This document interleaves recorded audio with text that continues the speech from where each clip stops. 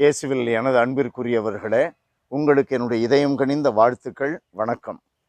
அன்பானவர்களே, நம்முடைய மீட்பரும் ஆண்டவருமான இயேசு கிறிஸ்து பேய்களை ஓட்டுகிறார்.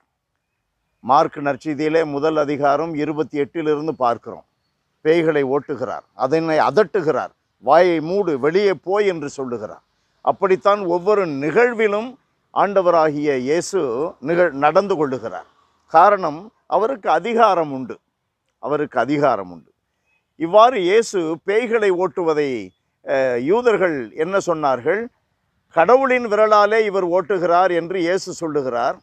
அவர்கள் பேய்களின் தலைவனாகிய பெயல்செபூலை கொண்டு ஓட்டுகிறார் என்று சொல்லுகிறார். பெயல்செபூலை கொண்டு ஓட்டுகிற இவர் இயேசு தந்தை கடவுளோடு ஒன்றித்திருக்கிறாரே ஜெபத்தில்.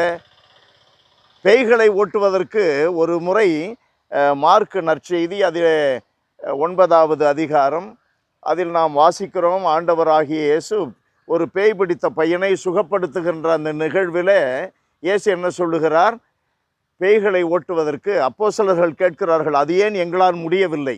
இவ்வகை பேய் ஜெபத்தினாலும் உபவாசத்தினாலும் அன்றி இந்த பேய் ஓடாது. அப்படி இயேசு தன்னை அடக்கி உபவாசம் செய்து தந்தை கடவுளோடு ஜெபத்தின் வழியாக ஒப்புரவு செய்து கொண்டிருக்கிற அவர் பெயல்செபூலை விரட்டுவதற்கு அதிகாரம் கொண்டிருக்கிறார். பெயல்செபூலை நெருங்க முடியவில்லையே. அங்கே உபவாசம் இருக்கிறது, அங்கே ஜெபம் இருக்கிறது. தந்தை கடவுளுடைய விருப்பத்தை நிலைநாட்டவே வந்தேன், நிறைவேற்றவே வந்தேன். அவர் என்னோடு இருக்கிறார், நான் தனியாக இல்லை. 5:30 யோவான் நற்செய்தி, 8:29 யோவான் நற்செய்தி. அவர் சொல்லுகிறாரே, அவர் கடவுளுடைய விரலாலே பேயை ஓட்டுகிறார். தூய ஆவியின் வல்லமையினால் பேயை ஓட்டுகிறார். ஆகையினால் தான் ஜெபக்கூடங்களிலே நாம் பார்க்கிறோம், இயேசு ஆண்டவர் பெயரை சொல்லும் பொழுது பேய் பிடித்திருக்கின்ற மனிதர்கள் எல்லாம் அரண்டு போகிறார்கள், விரண்டு ஓடுகிறார்கள்.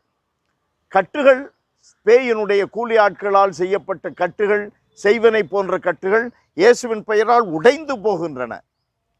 அன்பானவர்களே, பேய் பிடித்து அல்லது கட்டுகளால் வேதனை உறுகிற மக்கள் இயேசுவின் பெயரால் விடுவிக்கப்படும் பொழுது திரும்பவும் அவர்களுக்கு அந்த வேதனை வருவதில்லையே. பெயல்செபூலை கொண்டு ஓட்டினால் அது ஒரு பாவலாக இருக்கும், ஒரு நடிப்பாக இருக்கும். மறுபடியும் வேறு திசையிலே அந்த மனிதனை அந்த பேய் தாக்கும். இதை நாம் உணர்ந்து கொள்ள வேண்டும்.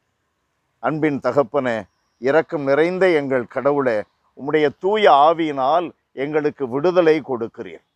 ஆண்டவரே, கொரிந்தியருக்கு எழுதப்பட்ட 2வது திருமுகம் 5:17 நாங்கள் வாசிக்கிறோம், தகப்பனே, ஆவியானவர் எங்கே இருக்கிறாரோ அங்கே விடுதலை உண்டு என்று நாங்கள் வாசிக்கிறோம். தெய்வங்களுக்கெல்லாம் மேலான எங்கள் கடவுளே, ஆவியானவர் வரும்பொழுது உம்முடைய திருமகன் இயேசு எங்களுக்கு சொல்லி இருக்கிறார், ஆவியானவர் வரும்பொழுது நாங்கள் நேரிய பாதையிலே வழிநடத்தப்படுகிறோம். அன்பான எங்கள் கடவுளே, உம்முடைய ஆவியானவரை கொண்டு தீமைகளிலிருந்து நாங்கள் விடுதலை அடைந்தவர்களாக என்றும் வாழ எங்களுக்கு துணை புரிவீராக. இயேசுவின் நாமத்தில் ஜெபிக்கிறோம் பிதாவே. ஆமென், ஆமென்.